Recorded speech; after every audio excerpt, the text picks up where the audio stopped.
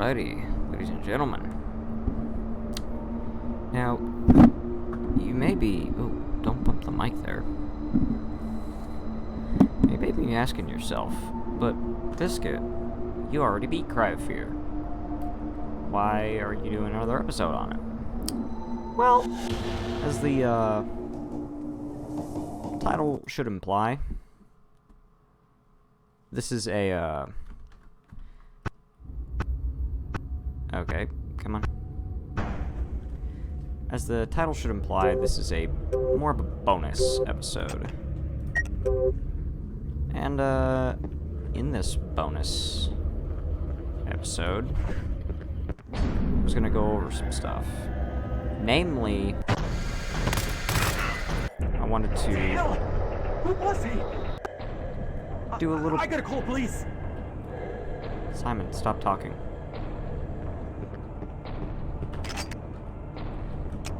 Namely, I wanted to talk about a lot of stuff that I couldn't talk about in first playthrough because it was spoilers. And, get out of here. A lot of stuff I wanted to talk about, and just some general headcanons and fan theories about the game. Just a lot of stuff I wanted to talk about when I was playing the main game, but couldn't because it was spoilers. And the first thing that I wanted to bring up was the story of the game. The story of the game, as you find out whenever you play it, and as it is revealed in the end of the game, the story is not actually real. Like, we all know that the story of Simon walking around in the sewers of Sweden, it's not actually happening. It's what's going on in the book that Simon is writing for his cognitive therapy. It's all... Basically, this whole game is one giant, like, metaphor for his therapy, more or less. And a lot of that is drawn into the astronomical amount of metaphors and symbolism in the game. For example, all of the enemies in the game are symbolic. Even these guys right here. Let me just gank this dude. Like, these guys, the basic enemies that you fight all the time, are called slowers. Both in, like, the game files and in, like, the official website calls them that. They're called the slowers. And the reason that they're called that is because now that Simon, in reality, is, like, a paraplegic, and he's, he just views himself as just slower than everyone else. He's just crippled and he's broken. And that extends to more or less every single enemy in the game. And especially true for the first major area of the game, which is what we're going to be going to here in a sec, which is the apartments. And I'm just going to save my commentary until we get a little bit further into it. But as we know, the after the accident that paralyzed Simon, this apartment complex is where Simon ended up living. This whole apartment complex just kind of is where Simon ended up, living. And the reasons behind that are, different on each account. Some say it was because Simon, like, as we see in the later game, Simon's house in Kirkville has a bunch of stairs, which now that he's in a wheelchair, he can't really... It's not very accommodating for him. So maybe him and his parents tried to find a place that was a little bit more accommodating for someone like that. Or perhaps maybe... just life at home was just becoming too stressful for him, and he needed to get away, or maybe it was because it was closer to a hospital, and his doctors, etc., etc., etc. And as we get to it later on, we see Simon's room on the 3rd floor. And we see it as that chained up door that's covered in blood that we go into. That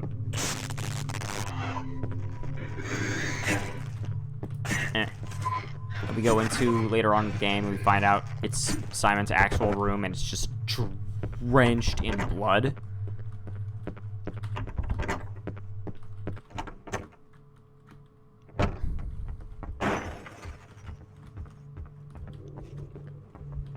But, and it was kind of like a metaphor for the fact that, kind of like Simon's life in this place was not exactly pleasant. Oh, we're gonna see the window break. But now that we have night vision goggles, we can do it. Come on, break the window. Wait, I gotta... Come on, do it. I'll do it first. Yeah, bitch. But yeah. Like, it's pretty clear that Simon, when he wrote about this place in his book, he was not a fan of it. And it was really clear that he could not, he couldn't stand living here. Like, all of his neighbors were, like, this is one great video by this one guy. His name is like the something. It starts with a B. But he goes into great depth about how Simon, you know, just was not having a happy time here. He saw some of the monsters are possibly reflections of his neighbors, if I remember. Yes, like the monsters here, like the kids, are potentially like reflections of like the annoying kids that he would have to deal with when he lived here, and things like that. But there is also, you know what? That was a waste of bullets, but whatever. Just gonna gank.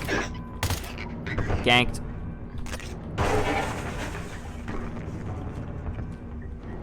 But, more or less, this whole apartment section is just like a metaphor for how much Simon hated his life living here. Or hated living here.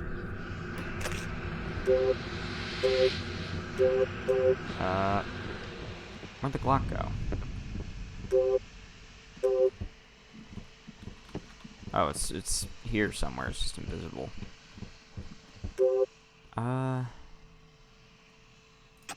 We'll drop the knife for now. There we go, Glock.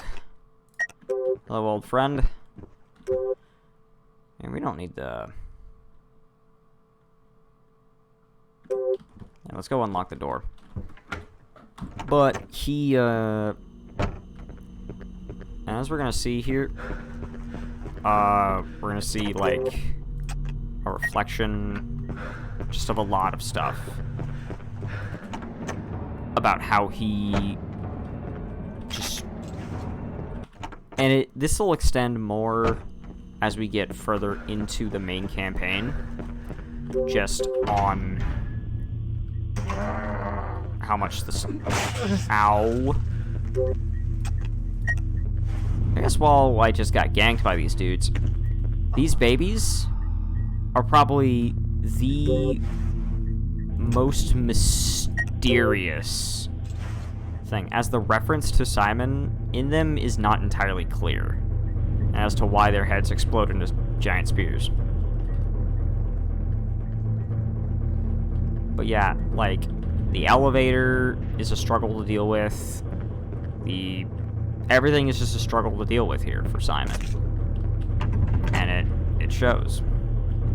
Another thing to note is that this is one of only a few places that Simon describes that actually has a wheelchair ramp. I think it's his desire to self-harm/suicide and to hurt those around him. Yes, that is definitely on the list of... Oh, you're talking about the babies. Yeah, that is definitely up there for possible reasons. Shut up. Boo! But yeah. We're gonna see later on as we get introduced into more and more enemy types in the game, like all the different symbolism that those enemies have, namely the crazy knife ladies that have, like, they scream at you and they have those loud clanking metal limbs on them. Those enemies are called, like, the Fasters, I think?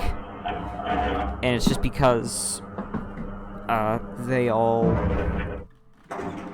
Again, Simon views others around him as faster. They all have metallic limbs, which, in a way, could be symbolism for Simon now being in a wheelchair.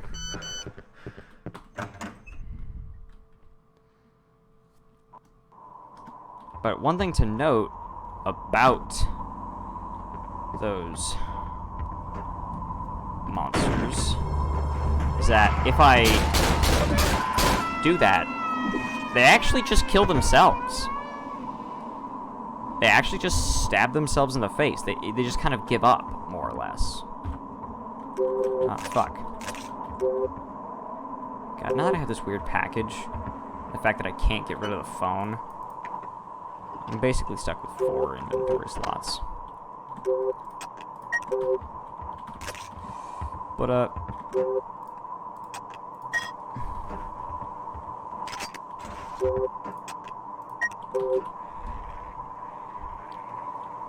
and...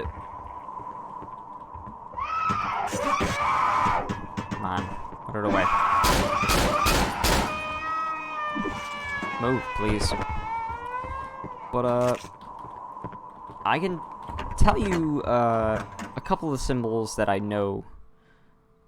I know a lot about the suicidal enemies probably relate to one of the bad endings, yes. As one of the key things about Cry of Fear is the multiple endings that you can get. There are, I believe, 3 bad endings and 1 good ending, which was the ending that we got. And even the end. Ah, fuck. I'm getting ganked. Even then, the endings, the quote-unquote good ending was still pretty bad, as Simon shot 2 more or less innocent police officers that were just trying to help him.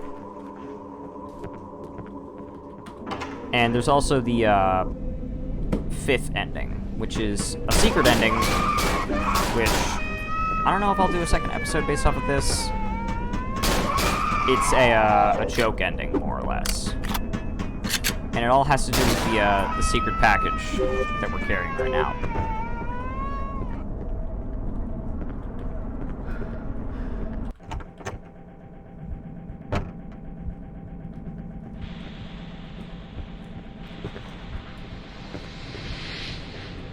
Also, another thing to note is if I take off the night vision, look at how dark this game is. And you can quickly kind of see the amount of strings that the game pulls whenever you can't exactly see everything. And again, why I recommend that you strongly get the friggin' night vision as soon as you can. But yeah, as I was saying before I got distracted by this, that, and everything else. Yeah. Yeah, you're still in timeout. I don't want to repeat the joke, buddy. But, what was I talking about? Oh yeah, the 3 bad endings all involve Simon committing suicide. And it just kind of depends, depending on the actions that you do, will depend on, like, what's on his suicide note and what determines, like, how he views the world around him and stuff like that. Like, for example, if you don't trust the doctor with the gun, and you don't fight Carcass, Simon is just a bitter, angry, more or less just a mess at the end of the game. And he is just angry at the world around him. And he's basically, I think the last line in the really bad ending is him just going, "Fuck you." And telling them, have fun fucking scraping my brains off the wall. And in one of the 2 endings, it's where you don't trust the doctor with the gun, but you do kill Carcass. He tells him, he goes on about how his doctor did fucking nothing but just kind of put into perspective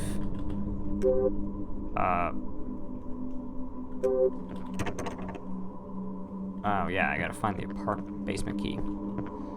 Just kind of put into perspective how terrible his life was at that point.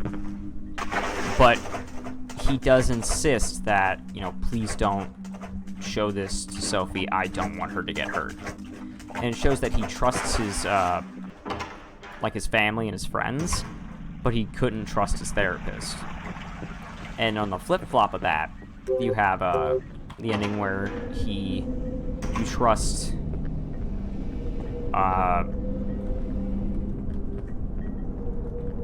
what was it? You do trust the doctor with the gun, but you don't kill Carcass. He tells him that, he actually apologizes to Dr. Purnell in his suicide note, and he's like, "I'm sorry, but this was the only way." But he actually does end up killing Sophie. And that whole thing is just it's a big metaphor for,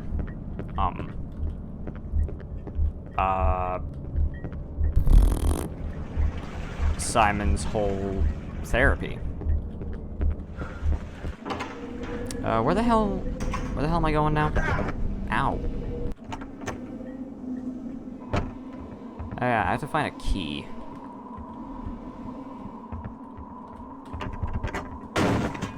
Ah, there it is. I think. No, that is not it.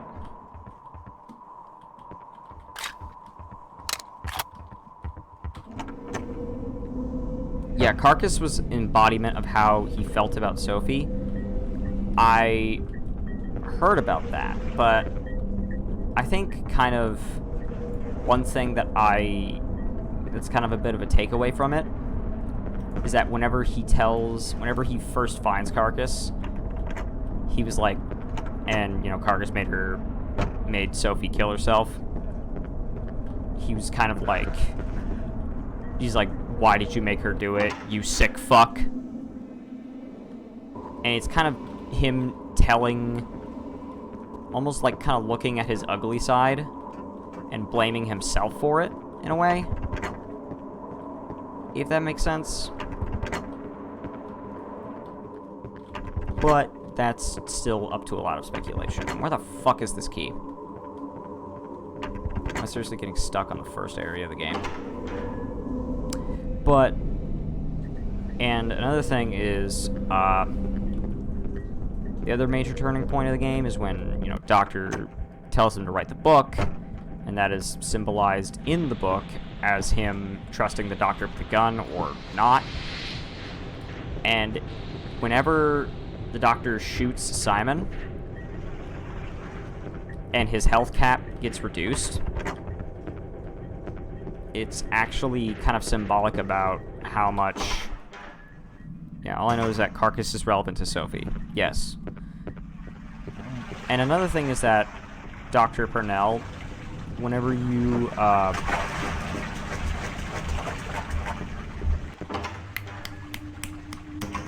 non-brain work.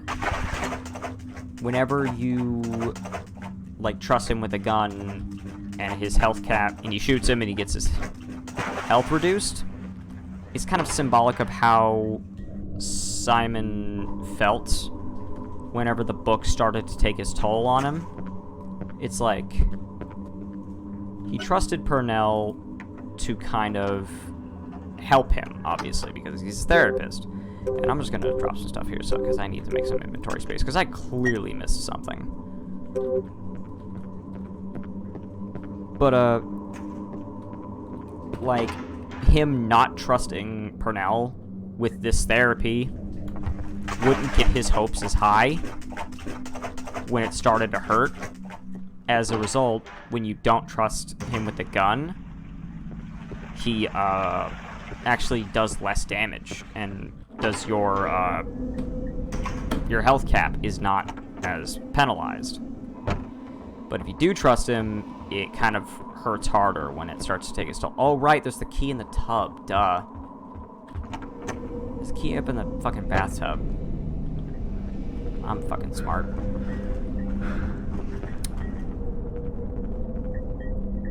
Wait.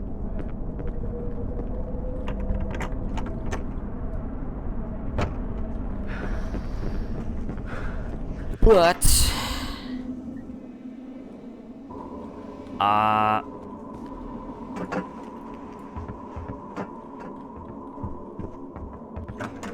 there is a bit in which, there's that one Easter egg in which,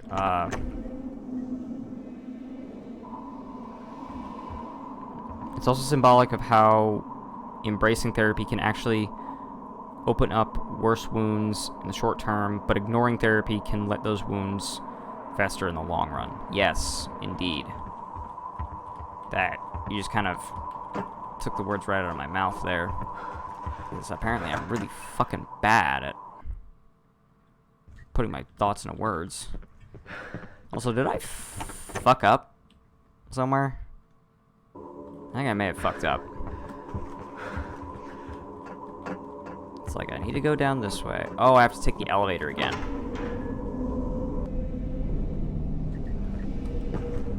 I think. Or did I just totally soft lock my game?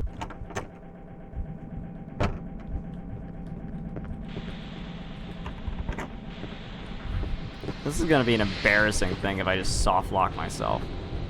Actually, wait. I think I can just load that. No. Ah, fuck. Uh-oh. Biscuit out here fucking the game up.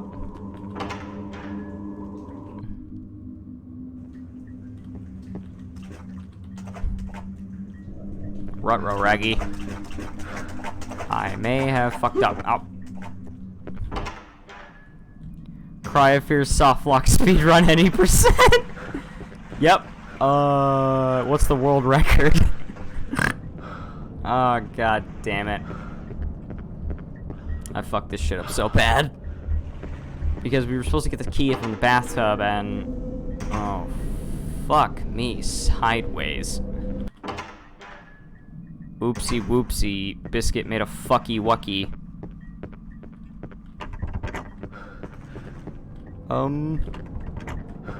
Oops.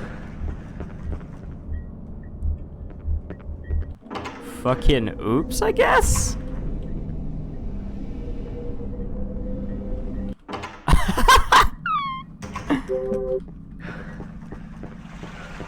I can't believe I think I may have actually soft-locked myself. I may have fucked up that bad. I can't go back up the rope, can I?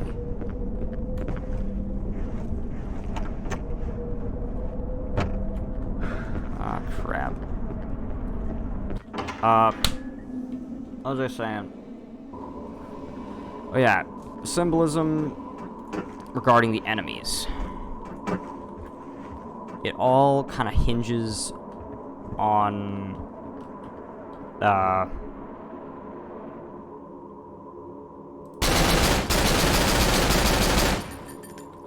think I actually did soft lock myself. I'm actually gonna restart a new fucking game.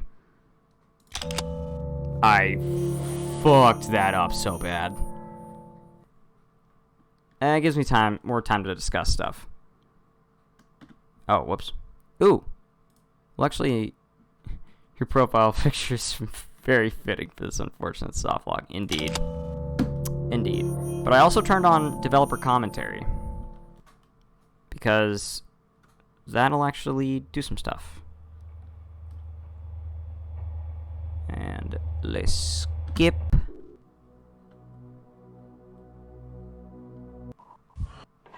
Alrighty, back here. Hello, I am Andreas Rönnberg, also known as Rumple, and I'm the level designer and leader for Cry of Fear. And in this map, we added a camera sequence. And yeah, and he's talking about... This is Rumple, the main guy. I should probably turn on subtitles, I think. Audio... Can I turn on subtitles? Oh, they're already on. It's just, I don't think the developer commentaries have subtitles. But this actually may have been a blessing in disguise, as this now gives me time to talk about a little personal headcanon of mine.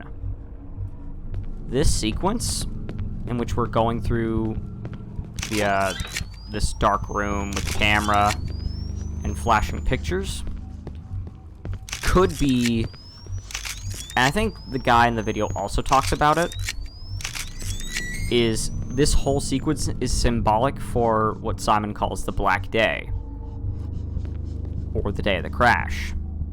Hello, I'm James, or Minwy, and I'm the programmer for Cry of Fear. This nightmare level is pretty interesting, although it's by no means technically sophisticated. Like the rest of your weapons, your camera is shooting out invisible bullets, so to speak. When the bullet hits a wall or other object, it will check all entities in its immediate radius. If it finds the invisible object we place over the crosses, it triggers the event it's tied to, such as making the writing that's scrawled on the wall appear. Yeah. But, and it's just kind of Simon going about his day, almost. And him kind of seeing these little images in the dark. You know, very unfortunate things. Beta testing this mod was more than I asked for during the final stages of development. First of all, because it was so amazing to actually play the mod and see how everything worked out and was still getting worked on. But also because the mod hates me. I had so much trouble getting it to work because of bugs and whatnot, and no matter how many times I tried, I couldn't get it to function properly. This, on most part, was user error by me. I failed to update properly and generally lack any experience towards coding. My point is that you players and fans, I hope, have no idea how lucky you are to play this final version of Cry. It's very interesting. But this is, you know, this whole series is just a symbol for the Black Day. If I can fucking get through the window.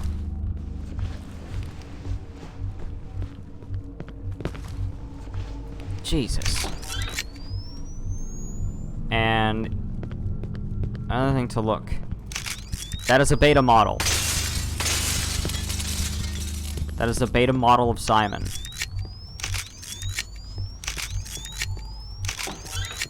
Hi, this is Stig, aka Dragonnor speaking, and I voice act Simon in Cry of Fear.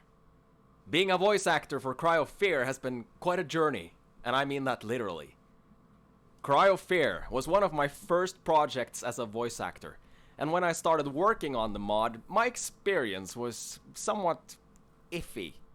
since there's a lot more work involved in switching out the lines in a choreographed cutscene than just switching out the audio, you'll notice a very distinct difference between the first scenes, which were also the first lines I got to work on when I joined, and the later ones when it comes to acting technique, as they're literally years apart in acting experience.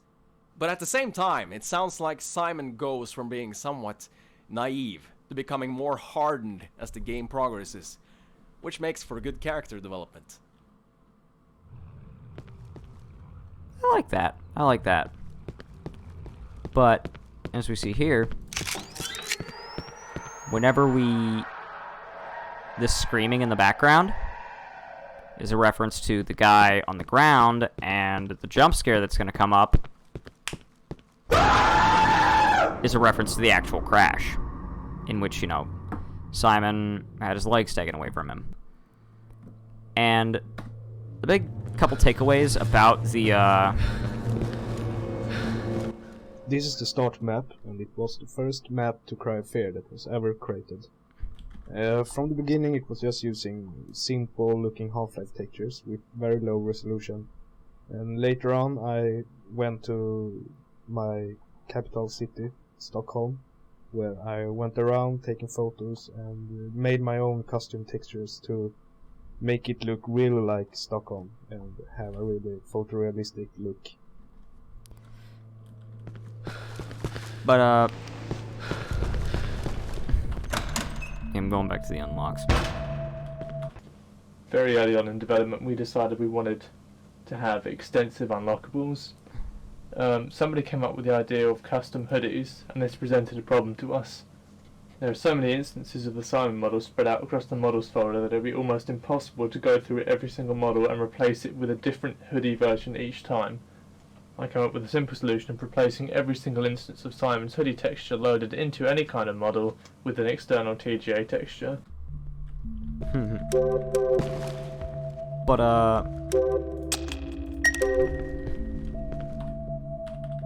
yeah, we're gonna pick up the package. We're gonna pick up MP5, night vision, switchblade. There we go. And obviously, we gotta get the Afraid of Monsters hoodie. Also, another thing, Simon's face texture is actually like a scan of Rumpel.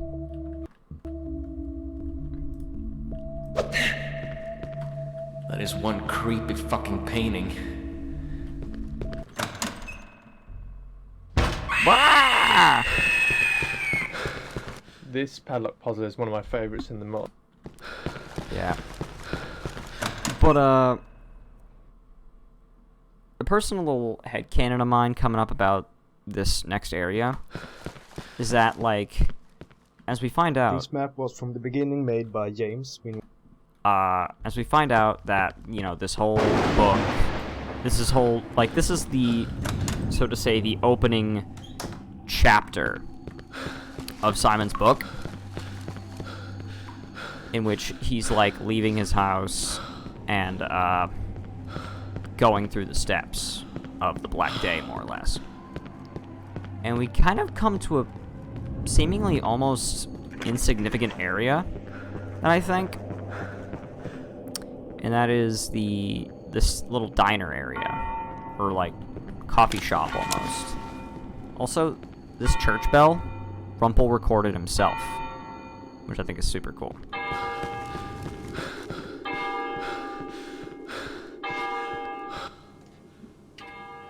You'll notice that all of the notes you can read in the mod come up as fully bright models, and the reason for this is because there's a lot of kind of clutter in the mod. There's a lot of random papers scattered around, newspapers, bits of scrap and all that.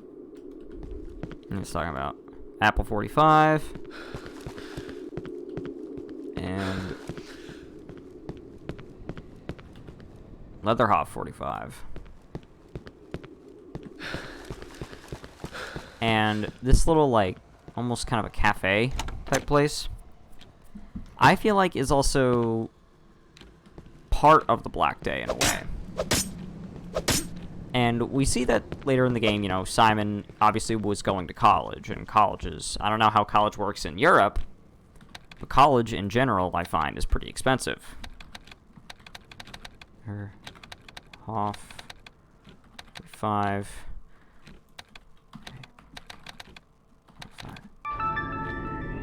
43.99. But my theory to this whole like little teeny tiny section of the game is that maybe Simon was trying to get a job here to help pay for college. And you know, he went back here, he had his interview, but ultimately bombed and didn't get the job. Which is why we still see it in Simon's book, but it doesn't play like a major part because it really was just a small thing and a long list of things that kind of just made Simon's life spiral out of control that day. And as we see later on in the game, whenever he's talking to Sophie,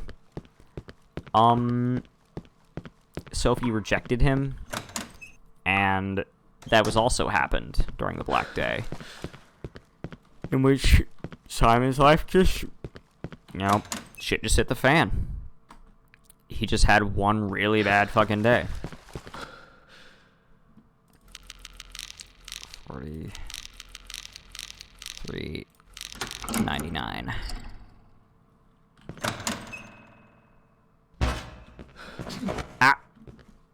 Also, obviously, the deepest symbolism in the game is the fact that Simon consistently trips upstairs, which is a reference to how he can't walk upstairs anymore, obviously. That's not actually symbolism. Also, hi, strange model. What the?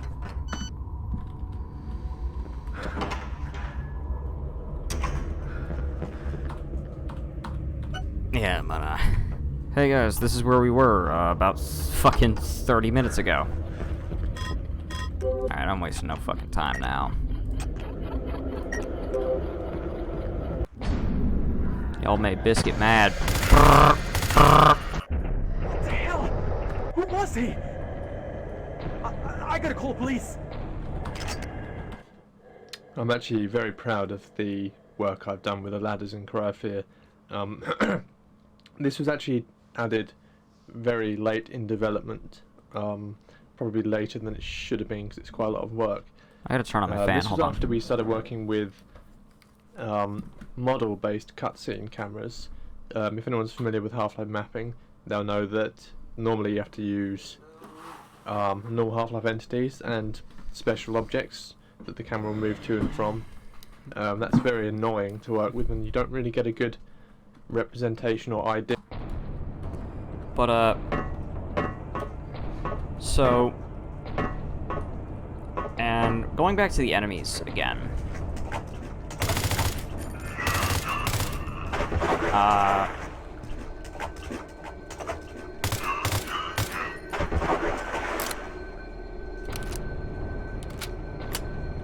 Nice. But, going back to the enemies, as we see later on in the game, you know, obviously all the enemies are representative of Simon's traumas, experiences in the past, blah blah blah blah.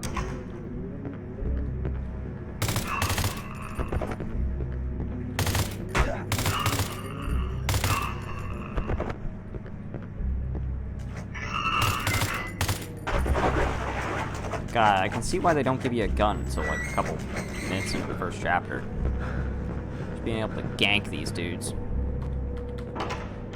But the enemies in the game are also, like, a couple of other of the really symbolic enemies are definitely the gun guys, as they're called, you know, suiciders, and if you get too close to them, they actually just blow their own massive heads off.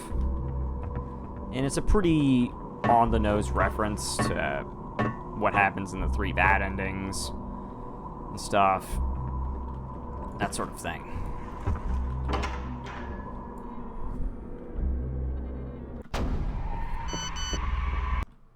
This is the apartments map, and it's also one of the very first maps that was ever created. And the fun thing with this map is that it's also a replica from a structure in real life. It's the building where my dad lives, and I think it's very cool to be there in real life and run around and play like if you were Simon. And I think it's pretty cool. Yeah, another thing is, a lot of the stuff... Rumple's actually going to go over this stuff later on. But a lot of the stuff in this game were actually based off of dreams that Rumple had.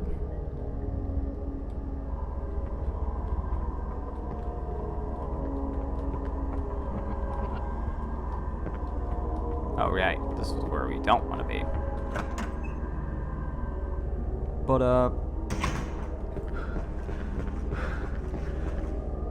there.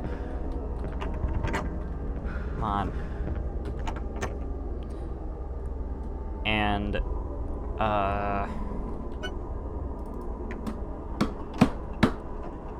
the bosses in this game also have a ton of symbolism behind them.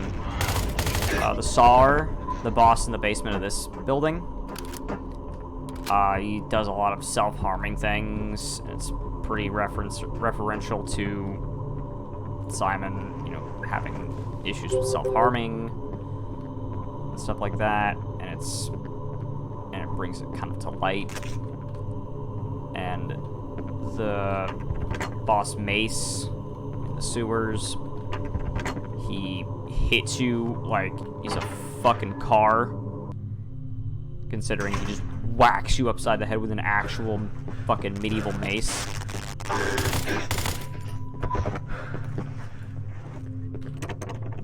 Everybody gangster till fucking Simon gets a gat. And then the obvious reference among the... Well, this puzzle may seem pretty easy in that it tells you exactly where to use the key. Keep in mind that it's the first introduction to puzzles in the mod. Also, is this room? And the lights go out. But,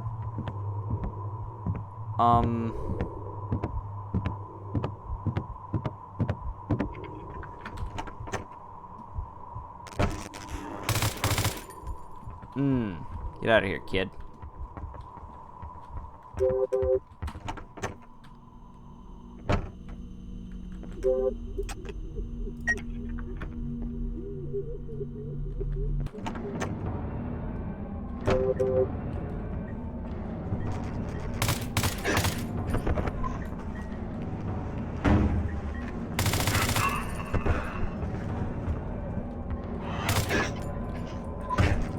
Come on. I refuse to use the knife. No. Sorry, Switchblade, but I'm gonna have to put you here for now. Drop.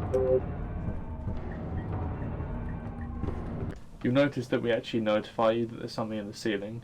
The reason being for this is simply that when playtesters tested the mod, often they didn't actually notice the gun in the ceiling.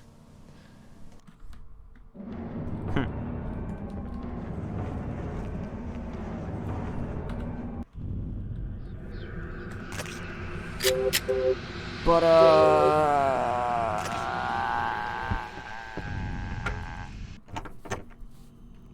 okay.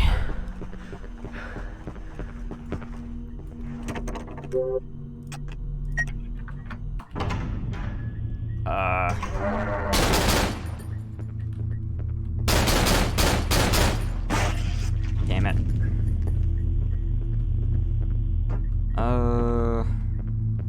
Talking about the bosses and the symbolism. Obviously Carcass has the whole deal with Sophie, and obviously the Doctor is a reference to the Doctor, and the final boss, depending on which ending, could be Simon facing his demons, or his demons overpowering him.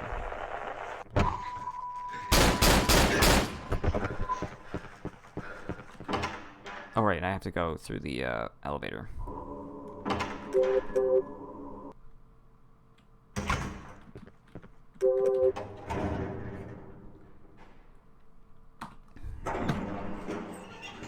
Fourth floor.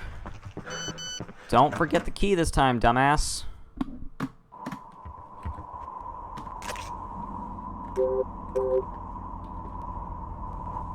Hi, this is Stig, aka Dragonnor speaking, and I voice act Simon in Cry of Fear.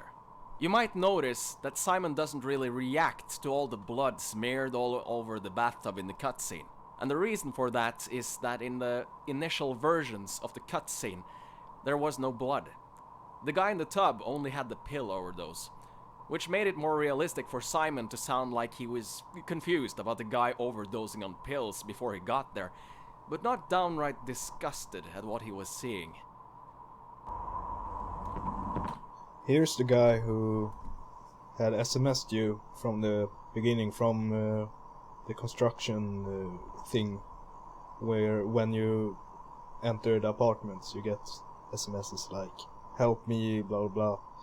And the guy who lies in the bathtub, he's the one who SMS'd you, because he has a mobile lying in the water. And it's pretty easy to miss it, but it's him who is SMSing you. And I from the beginning wanted to have victims who are trying to give you objectives, like this guy in the beginning of the apartments. He wants you to help him, but then he commits suicide. And that was the main plot for Cry of Fear in the beginning, where you are getting objectives from people who are committing suicide, and at the end you were committing suicide yourself. And we wanted to keep that, but we changed that when we got a voice actor for Sophie, and we really didn't make only suicides. We wanted... Yeah. But,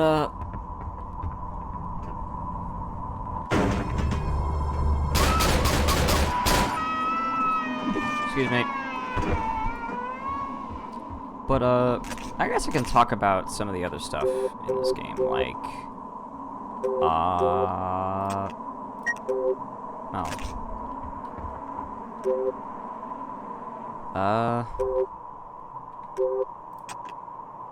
Drop that for now. Don't forget the key.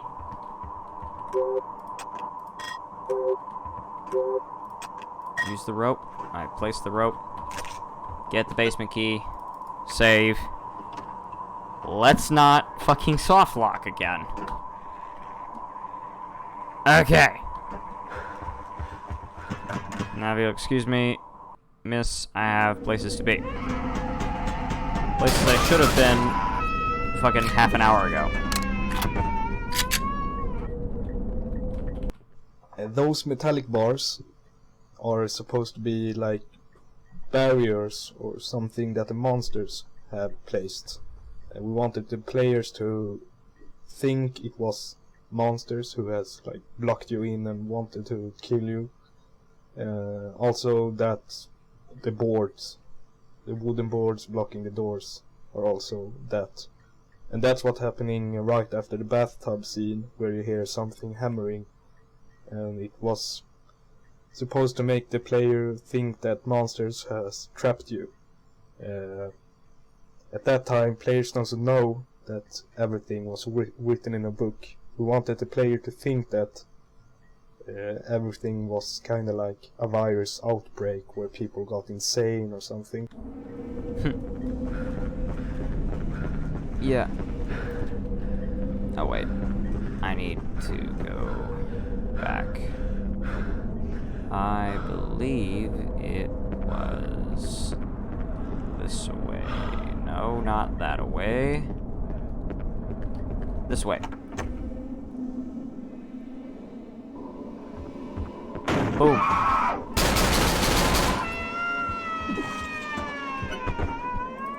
Apartments, 4th floor, saving my progress.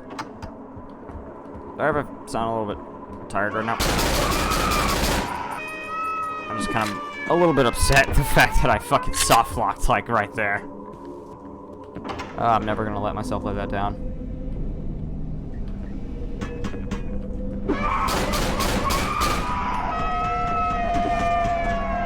Bang, bang, bang, bang, bang, bang, bang. Oh yeah, we gotta go back this way. And then... In the beginning of the project, we didn't have tiles in this place here in the apartments. We only had water being there, or maybe not even a water, because we wanted it to be realistic. And Is my knife still here? Nope. Knife got eaten by the void. Sorry, Switchblade, we barely knew you. Ah! Shit.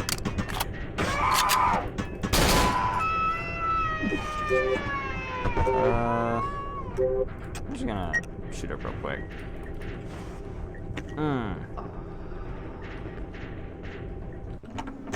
Oh wait, I need to go back.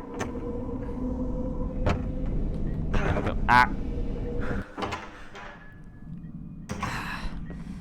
But I suppose I should talk about one of the main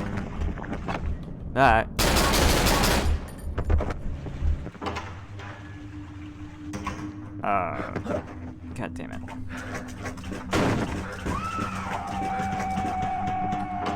I'm just gonna fucking speedrunning this real quick. As the more I get into this, the more stuff I'll have to talk about, basically. Namely about the new enemy type that we're gonna be seeing here in a sec. These were the people that I told you not to use guns on. And I don't know if I ever had it happen in the main playthrough, but these people are called, I think they're called the Drowners, or something like that. And their design is pretty much a reference to the Ring. And whenever you get too close to the melee attack, you know, the baby pops out at you. Some people believe that these monsters could be a reference to Simon's mother.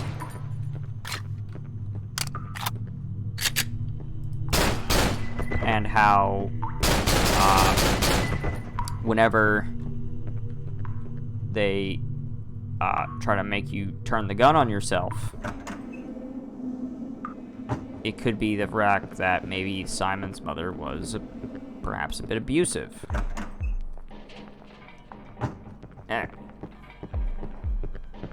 And maybe she just... A pretty cool thing with this torture room is that the guy who is killing the other guy is actually my sister's husband, I mean.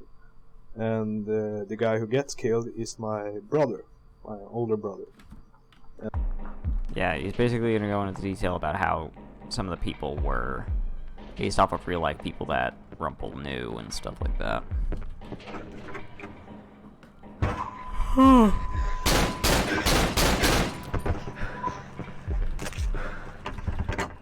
wait, I gotta go back another way. Go up, get the videotape, and get the code. And then we're gonna fight the SAR, and we'll be at the door.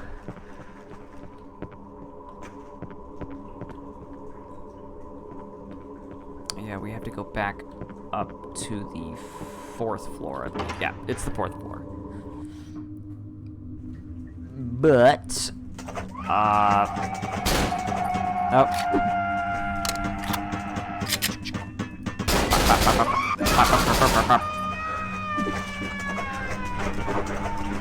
Up, see Daisy.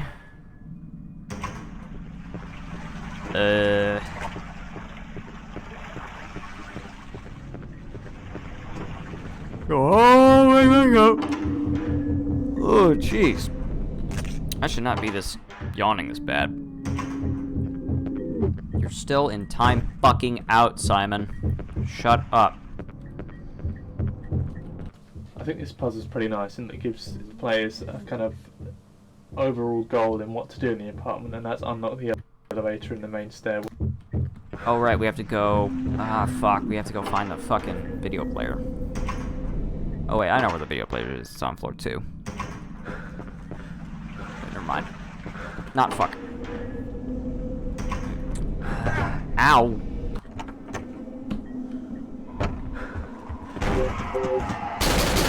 Can you? Isn't?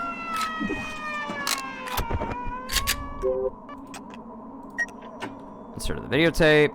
And now we gotta watch the dude get killed, because I don't think we can skip this cutscene, because I don't think the number you get from the video is actually recorded in your notes, if I recall correctly.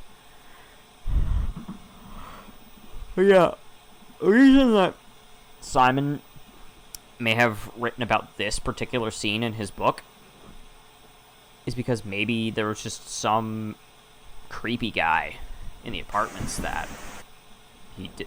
Alright, $57.99. There was just maybe some creepy guy in his apartments that... Yo, Zero Hero.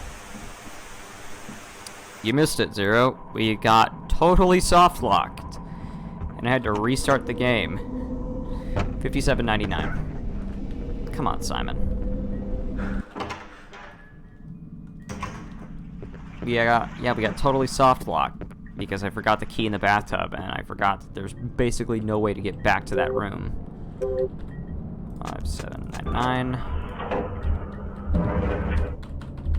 Come on, let's take the elevator out of here. Soft locked, how?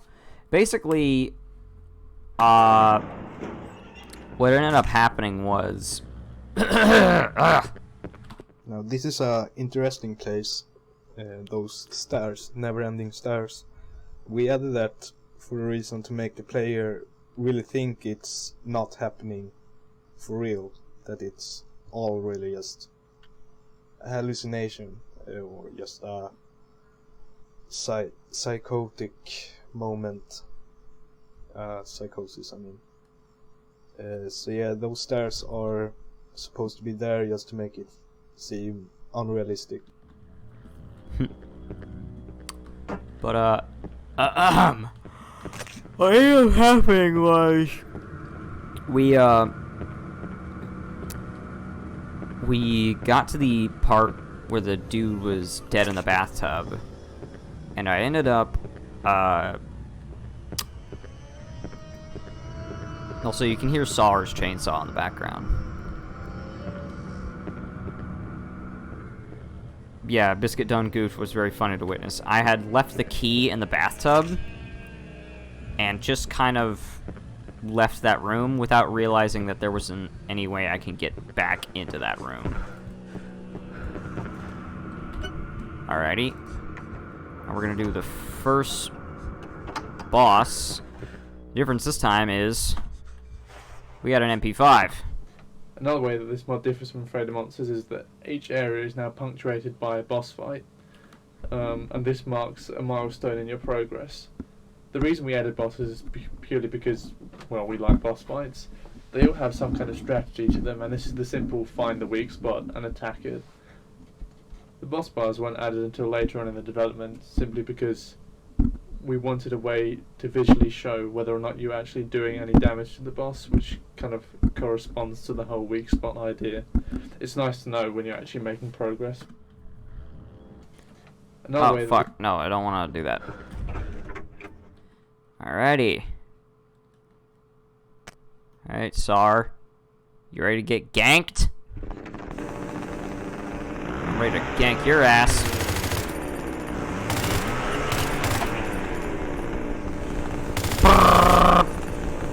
Oh, fuck. Okay. This may not be as easy as I thought. Okay. No. Change out the block.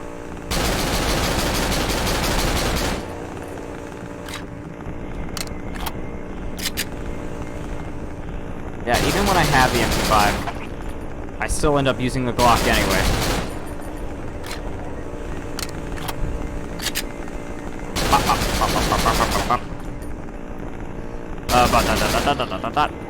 But yeah, the guy there was talking about Afraid of Monsters, which was the previous game, or mod rather, made by Team Psych Scholar.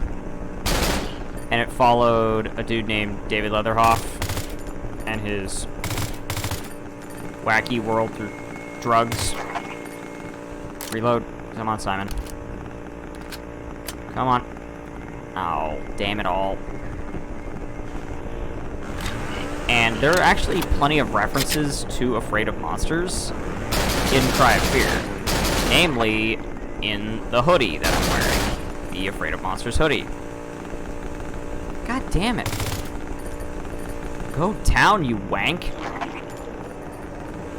Brr. Oh. I can't go brr without...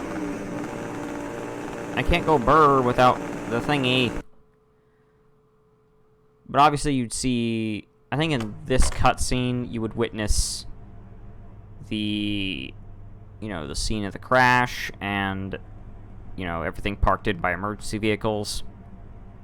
This is cool, having devs talk in the game. Yeah, I enabled developer commentary.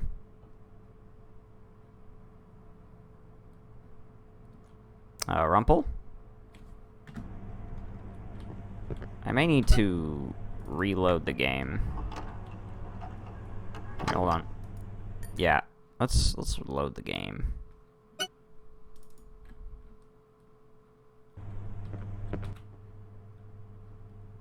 Okay, I may need to quit out of the game and then reload it. But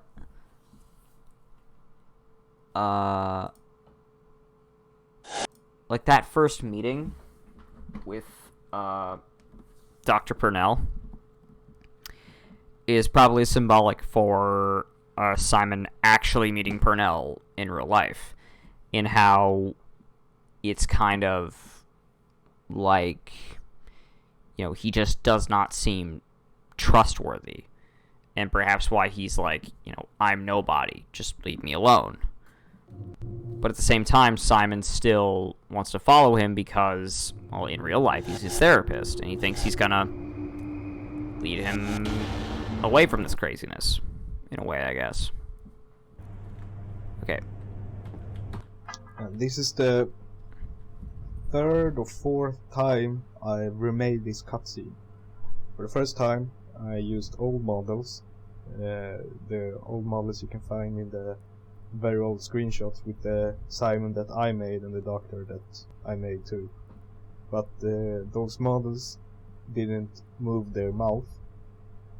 They were missing a mouth controller, a mouth bone.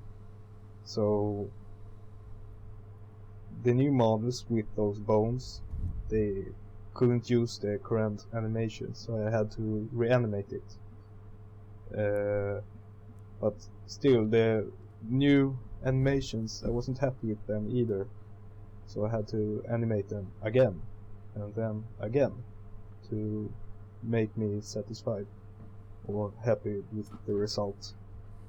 And yeah, about this cutscene with the doctor wearing the gas mask, we wanted the players to think that there was a gas that was making you hallucinate and go crazy and fucked up.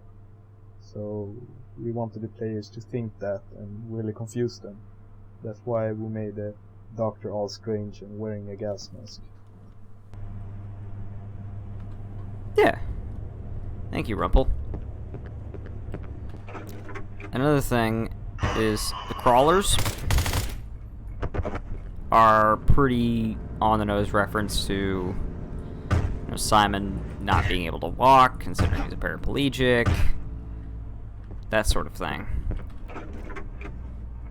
But now that I'm actually able to zoom through the game and I got my momentum back, we're going to be coming up on one of my more interesting areas of the game, which also, another thing to note is, look at these guys' face textures. Like, this guy's mouth is on sideways. Yeah, they are messed up. so don't mind me spamming cat jam. I picked up a bunch of emotes from like Frankerface and stuff. And I want to use them, damn it.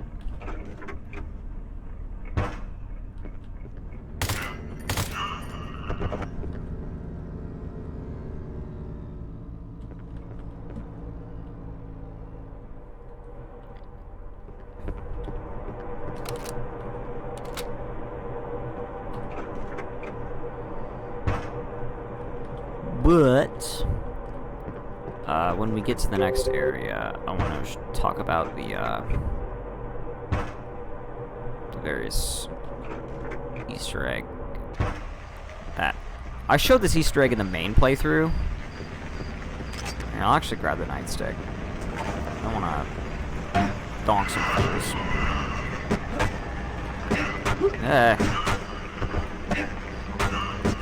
Ow.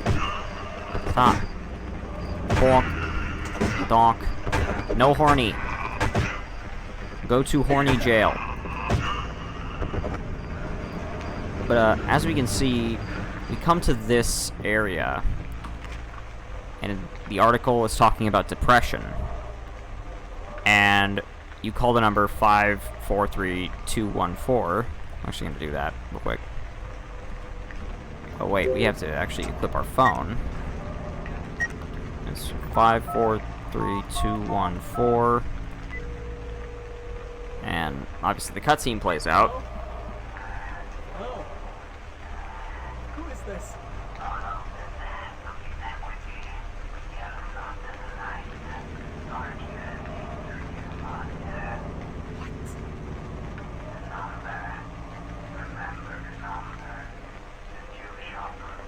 What the fuck are you talking about? I need help, please! God damn it! Help me! This is pretty... And the reason that this whole sequence is here is because maybe Simon had a similar experience to, like, a real-life depressive hotline. And maybe he wanted something a little bit more substantial. Maybe he was hoping that, you know, maybe it would help him a lot more, as opposed to helping him just in the moment. But it still helped him, and he definitely put it in his book for a reason. What's this about? This mobile scene is pretty interesting.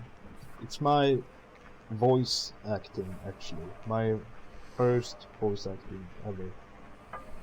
It's my voice that's coming from the phone that you are phoning the guy behind the mysterious voice coming. I recorded it by phoning my own mobile and making it loud so we can hear the voice, and then I filmed it. So then I went to another room and talked, and I was filming and recording the sound from my cell phone, and I just talked very strange. Then I recorded it from a cell phone so it would sound realistic. It was pretty interesting. But it was 5437.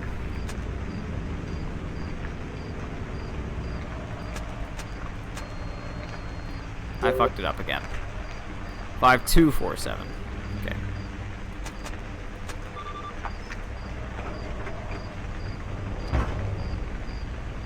Ah, damn it, I fucked up face.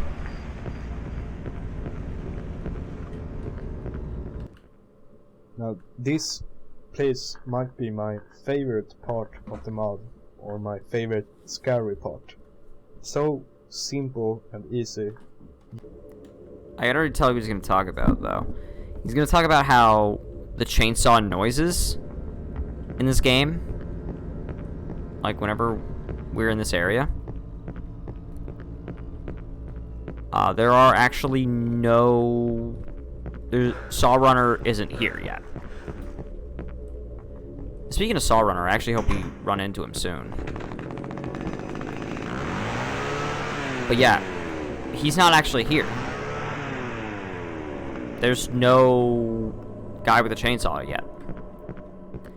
And it obviously puts you on edge, and you're like scrambling.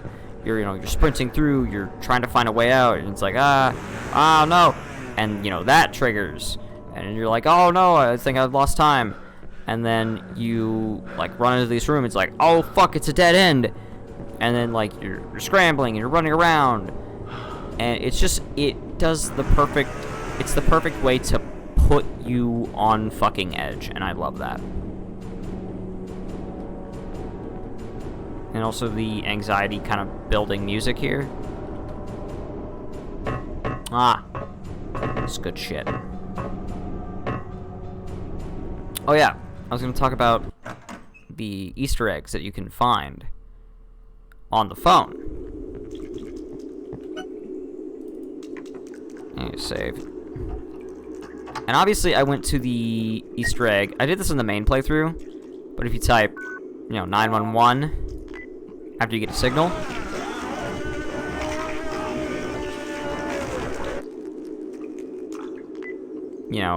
it just has like death throes and chainsaw noises, and that I think is super cool. But I think it's also like if you do 999 or whatever the emergency number in Sweden / Europe is, it also triggers for that. I'm gonna sprint past you fuckers. Y'all ain't worth my damn time. Oh, fuck me.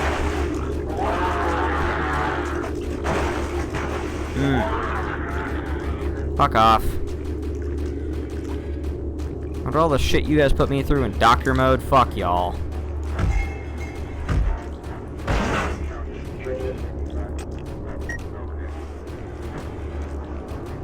Come on.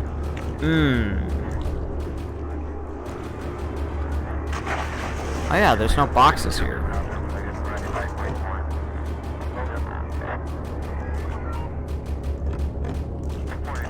Also, this thing. I don't know what this is a symbol for. In fact, this whole area is kind of probably the most mysterious thing as far as I'm concerned. Because you've obviously got the wrecked police car, referencing the actual wreck. And perhaps this could be Simon amidst his surgery afterwards? Because I think if you punch it, let me get like a melee weapon. I think it bleeds if you punch it or something. What if I just pop it? Alright, bullets.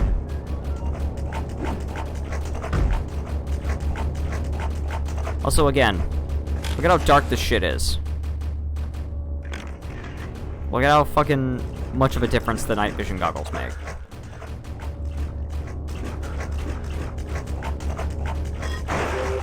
Ow. Fuck you. I got places to be, buddy. Yeah, these guys are called the Sumos. Like S-E-W-M-O. Not sumo as in the Japanese sport. No. They're obviously a reference to the sewers. And they're all bloated and gross and waterlogged. And their bodies are bound with like barbed wire.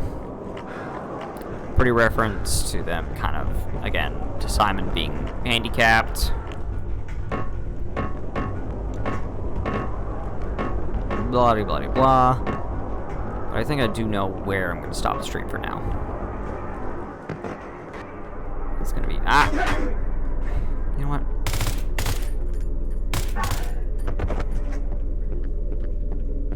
Alright, you know what? I'm gonna actually let Rumple send us off here. I really like those caves in this map. They were actually inspired by a dream I had. I dreamt about I was walking around in some caves with some friends, and I thought it was really scary. And so that's why I added those caves in this mod. They doesn't really look like the ones I had in my dream, but as I said, they were just inspirations in dreams. And the result is nice. It's a cool construction thingish thing. But yeah, I'm definitely gonna continue this little bonus series in which we go through New Game Plus and just have a little bit more discussion about the enemies and some fan theories and some other interpretations of stuff. Or rather, let's jump into 3D menu. Another thing too that I want to bring up is, at some point, I do want to do the,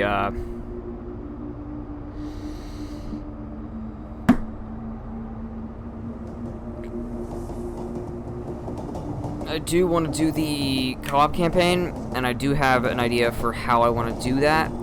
But I may take a look at some of the custom campaigns at some point. But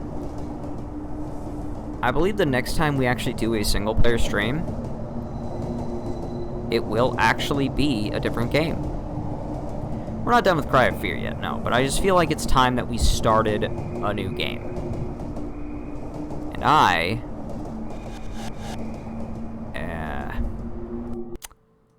I think you guys will like it.